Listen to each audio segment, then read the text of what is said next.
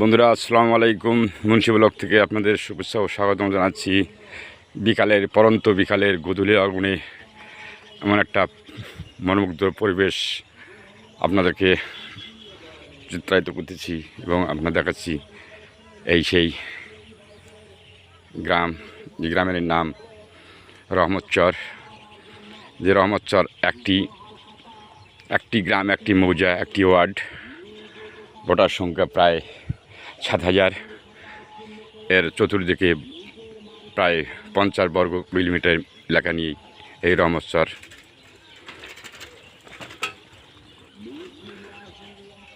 রহমতচরের এই একটি মৌজার জন্য একটি রাস্তা। এই রাস্তার বেহাল দশা। এখানে মানুষের ফসলাদি, এত সুন্দর দৃশ্য, মনোমুগ্ধকর এই গ্রাম। এই গ্রামে প্রায়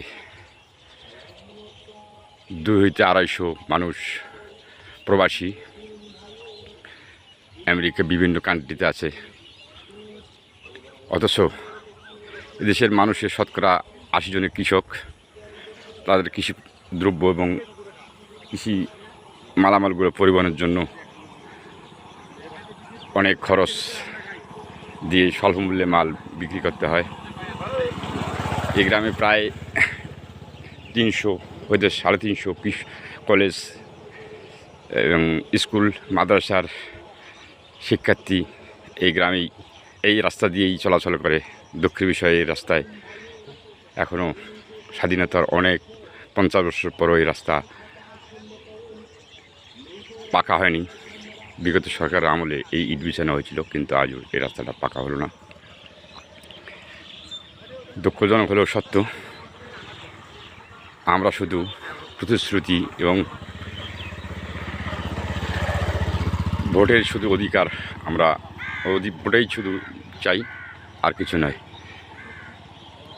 তো আশা করব এই রাস্তাটা অতি শীঘ্র পাকা হয়। কর্তৃপক্ষের দৃষ্টি আকর্ষণ করছি এবং রোগী, ছাত্র, মানুষের চলাচলের জন্য যেন এই রাস্তা অতি দ্রুত কার্পেটিং করা হয়, এই অনুরোধ রাখি শেষ করছি। আল্লাহ হাফেজ।